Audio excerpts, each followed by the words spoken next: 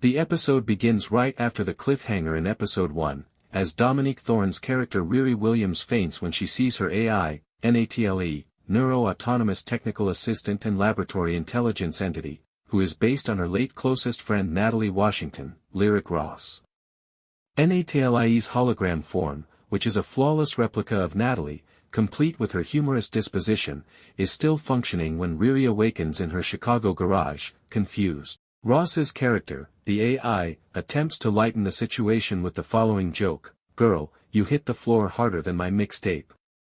But Riri is rattled and must face the moral conundrum of building an AI that looks like her friend who passed away. She acknowledges that her goal was to replicate Griot, the Wakandan AI from Black Panther, Wakanda Forever, not a ghost of Natalie.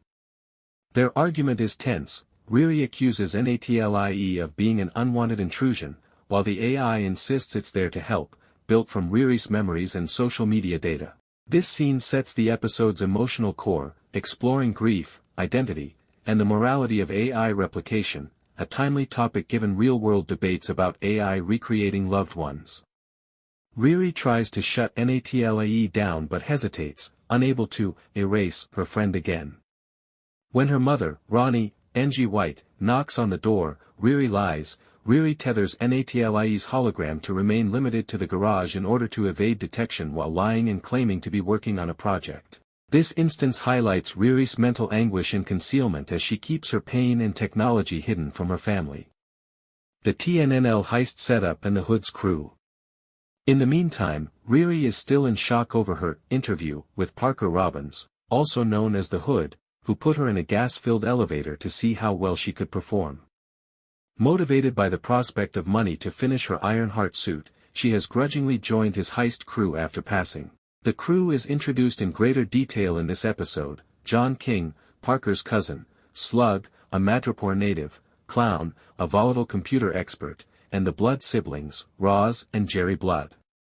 A variation on Blood Brothers from the comic.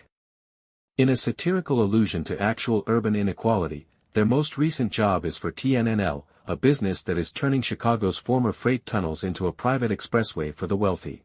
Parker explains the TNNL robbery to Riri as they meet at their warehouse headquarters. The plan is to break into a guarded facility and take valuable technology. Although Riri's role is to use her suit to get beyond security systems, it is still unfinished and lacks several essential parts. Parker's magnetism and veiled threats keep her in line, though Clown urges Riri not to ask too many questions about Parker's Hood, alluding at its demonic origins from the comics. Both the tech deal and Joe McGillicuddy. Riri goes to Joe McGillicuddy, Alden Ehrenreich, an underground tech trader who is presented as a shy, unassuming, average Joe, to have her suit fixed. In a dimly lit backroom in Chicago, Riri threatens to reveal Joe's illicit activities in order to blackmail him into providing rare parts, microchips and alloys near to vibranium. The highlight of their relationship is how Joe's clumsy charm contrasts with Riri's astute pragmatism and how he shares her enthusiasm for technology. Riri plants the seeds of his development by urging him to confront his dubious clients. She is unaware that Joe is Ezekiel Zeke Stain, the son of Obadiah Stain. This information is hinted at in episode 3 when Joe says he feels connected to his father via technology. A montage of Riri welding and coding, set to a Chicago drill track, highlights her inventiveness and the show's vibrant aesthetic. Using Joe's parts, Riri improves her suit, adding thrusters and a holographic interface for N.A.T.L.I.E to help in real time.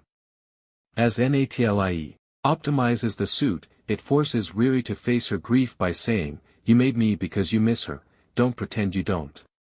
This tension fuels Riri's internal conflict. Is N.A.T.L.I.E a tool or a haunting reminder? The TNNL Heist, Betrayal and Action. The episode's focal point is the heist, a quick-paced action and technology scenario. Along with Parker's crew, Riri sneaks into TNNL's underground laboratory wearing her enhanced suit. While N.A.T.L.I.E provides real-time analysis, Riri hacks security cameras and disables laser grids, showcasing the suit's CGI, which has been acclaimed for its sleek, dynamic appearance. But when a guard recognizes Riri during the heist, N.A.T.L.I.E pauses, unable to comprehend the threat. Parker hints at his superhuman talents as he saves Riri with a gunshot that curiously arcs around her to hit the guard. After expressing regret, N.A.T.L.I.E finds unanalyzable energy in Parker, which confirms Riri's suspicions. The group gets the technology, a quantum processor, but Riri becomes suspicious after hearing Parker talk to John about a big job.